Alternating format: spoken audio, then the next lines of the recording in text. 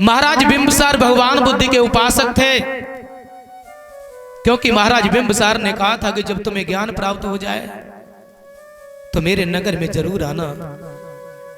तो मेरे बंधुओं महाराज बिंबिसार भगवान के शिष्य हो गए हैं, लेकिन उनका जो पुत्र था जिसका नाम अजाशत्रु है, अजाशत्रु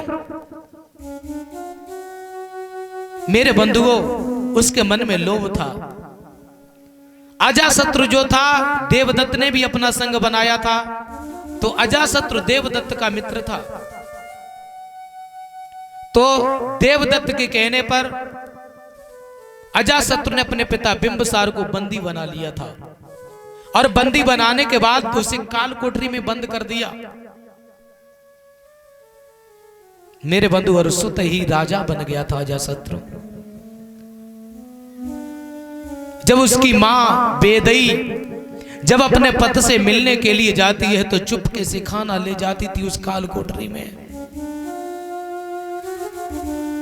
और विचार करती है कि मैंने कैसे पुत्र को जन्म दिया कि जिसने अपने पिता को ही बंद कर दिया है काल कोठरी में और खुद राजा बन गया है। जब अजाशत्रु को मालूम हुआ कि मेरी मां मेरे पिता से मिलने के लिए जाती है तो चुपके से खाना ले जाती है जूड़े में छिपा करके, तो उसने कहा कि मां तुम पिता से तो मिलने के लिए जाओगी लेकिन खाना लेकर के नहीं। मेरे बंधुओं वो मां अपने पुत्र से क्या कहे, विचार करती है कि मेरा पुत्र कैसा भागा। अपने दिल की बात किससे कहे, क्योंकि वो राजा बन गया है। तो मेरे बंधु उसकी जो मां है वेदई अपने शरीर में शहद और घी को लगा करके जाती है कि जिससे राजा बिंबिसार शहद और घी को चाट करके कुछ दिन तक जीवित रहे। जब उसे पता चला कि मां जाती है तो उसने कहा कि मां तुम बिल्कुल मिलने के लिए नहीं जाओगी, बिल्कुल नहीं जाओगी। इधर मेरे बंधुओं एक दिन ऐसा आया कि राजा की मृत्यु हो जाती है। जब राजा की मृत्यु हो गई मेरे बंधुओं एक बार जब भगवान जब वहां पहुंचे राजगिरी में तो वो विचार करता है कि मुझसे बहुत भूल हो गई है कि मैंने अपने पिता को जीते जी मार दिया है। क्योंकि जब उसे पुत्र रत्न की प्राप्ति हुई, अजाशत्रु के पुत्र पैदा हुआ जिसका नाम उदय था, तो बड़ा प्रसन्न हुआ और कहने लगा कि मां आज मैं बहुत प्रसन्न हूं क्योंकि मैं पिता बन गया हूं। तो जब वो मैया के पास गया कहने लगा कि मैया तुम मुझे ये बताओ कि जिस दिन मैं पैदा हुए थे उस दिन मेरे पिता कितने प्रसन्न थे। तो मैया की आंखों में आंसू आ गए और कहने लगी वो मैया तू हमसे पूछ रहा है कि तेरे पिता कितने प्रसन्न थे। अरे एक बार तेरी अंगुली में फोड़ा निकल आया तो उस पस को अंदर निकल गए थे, बाहर नहीं निकला था। मेरे बंधु तो और विचलित हो गया, सोचने लगा कि मुझसे बहुत बड़ा पाप हो गया। रात को नींद नहीं, दिन में चैन नहीं मिलता है, सोचता है कि मेरा पुत्र हुआ, मैं इतने प्रसन्न है तो इसी प्रकार से मेरे पिता भी प्रसन्न हुए होंगे। अरे मैंने तो अपने पिता को जीते जी मार दिया। उस समय के जो गुरु थे मकली गोसाल, अजीत केस कंबल, वेलटनाथ पुत्र, अगटनाथ पुत्र उनके भी पास में जाता है, संजय बेलट पुत्र के पास में गया। कहीं उसका मन जब शांत नहीं हुआ, जब उसने सुना है कि भगवान आए हैं तो अपने मंत्री से कहा कि मंत्री ने कहा कि हे राजन आपसे एक बात कहें, भगवान बुद्ध 1200 भिक्षुओं के साथ में आए हैं और बेल वन में रुके हैं, क्या उनके पास चलोगे? वो शायद तुम्हारे मन को शांत कर दें। तो कहने लगा कि चलेंगे। बड़ी सुंदर चांदनी रात है, बड़ा सुंदर है, लेकिन उसका मन शांत नहीं है। जब चला है तो उसके मन में यही विचार आते हैं, हम तो जा रहे हैं कि हमारे राज्य पर कोई आक्रमण तो नहीं कर देगा। आज मेरे बंधु को जहां तक रथ पहुंच सकता था वहां रथ से गया, और उसके बाद में फिर पैदल चला और जाकर के भगवान को अभिवादन किया। अभिवादन करने के बाद एक और बैठ जाता है, और बैठ करके उसने कहा कि भगवान, एक श्रमण के क्या फल होते हैं? तब भगवान बुद्ध ने कहा कि जो श्रमण होते हैं वो शील का आचरण करने वाले होते हैं। पहला तो सम्मान है, उनको सम्मान मिलता है। कहीं पर भी जाते हैं लोगों के द्वारा वो सम्मान पाता है, उसका मन शांत हो जाता है, वो उसको कभी गलत सपने नहीं आते हैं, समय से सोता है, समय से जागता है, सभी के लिए प्रिय होता है। बड़े विस्तार से भगवान बुद्ध ने धर्म उपदेश किया। तो मेरे बंधुओं, जब वहां से चला तो भगवान बुद्ध ने भिक्षुओं से कहा, ये भिक्षुओं, अगर इसने अपने पिता को ना मारा होता तो ये भी आज अरहित हो जाता, इसका भी संसार में दोबारा कभी जन्म नहीं होता। इसने सबसे बड़ा पाप किया है। तब भगवान बुद्ध ने कहा कि संसार में सबसे बड़ा महापाप होता है कि जो अपने माता पिता को कष्ट देते हैं, माता पिता को मारते हैं, उनको पीड़ा देते हैं, ये सबसे बड़ा महापाप होता है।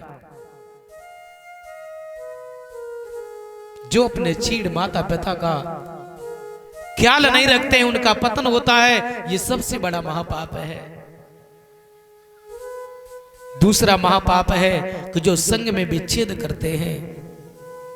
संग, कोई गांव या परिवार बड़े मिलकर रहता है, लेकिन दूसरे लोग चुगली करेंगे, झगड़ा करवा देते हैं, संग में विघटन डलवा देते हैं, तो ये भी सबसे बड़ा महापाप है। और भगवान ने कहा कि तीसरा पाप, किसी अरहित, किसी गुरु को कोई गलत कहता है या उनको मारता है, ये भी सबसे बड़ा महापाप है। और खुदकुशी करना, आत्महत्या कर लेना, ये भी सबसे बड़ा महापाप है।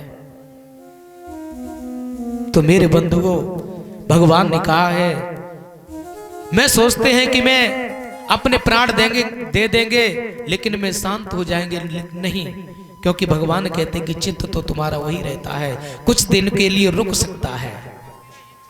जैसे बालक होता है, बच्चा है, बच्चे के अंदर भले ही द्वेष नहीं है लेकिन बीज जरूर है, लोभ नहीं है लेकिन लोभ का बीज जरूर है। मृत्यु का मतलब होता है कि कुछ दिनों तक इंद्रियों का ठहर जाना। जब वो धीरे धीरे विकसित होता है तो मेरे बंधुओं, संस्कार और होते हैं।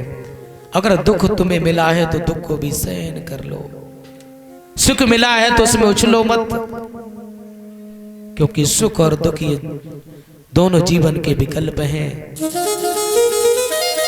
इसीलिए भगवान ने कहा है कि जब पुण्य करने का अवसर मिले, जिस तरीके से एक एक बूंद गिरने से घड़ा भर जाता है, उसी प्रकार से धीर पुरुष जो होता है वो अपने आप को पुण्यों से भर लेता है। एक एक बूंद गिरने से घड़ा भर जाता है, उसी प्रकार से जो पापी होता है अपने आप को पाप से भर लेता है। पुण्य को प्राप्त करना भी बहुत कठिन है और पाप को छोड़ना भी बहुत कठिन है। मन को पाप से बचाते रहें, पुण्य में लगाते रहें, पुण्य को पुनः पुनः करें, बार बार करें, उसमें रत होवे, क्योंकि पुण्य का जो संचय होता है वो सुख का कारण होता है। जिस तरीके से नदी जो बहती रहती है उसका पानी स्वच्छ और निर्मल होता है, और जो नदी रुक जाती है तो गंदगी पैदा होने लगती है। इसी प्रकार से मैं अपने मन को भी देखें, अच्छे विचारों को रखें, अपने मन को निर्मल बनाएं, अपने मन को पवित्र बनाएं। प्रेम से बोले भगवान बुद्ध की।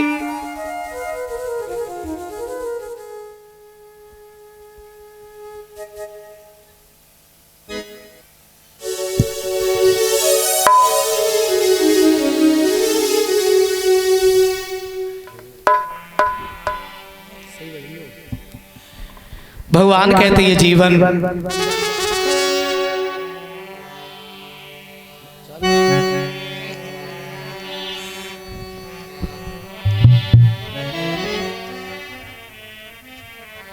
सारी उम्र तुझको, सारी उम्र तुझको आया न जीना, खाना न पीना, सारी उम्र तुझको।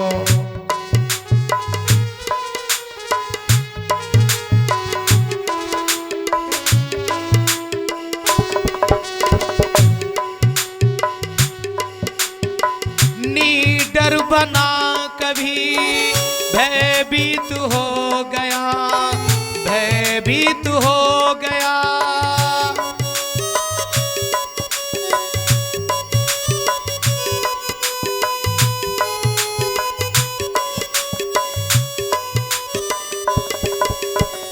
निडर बना कभी भयभीत हो गया, भयभीत हो गया।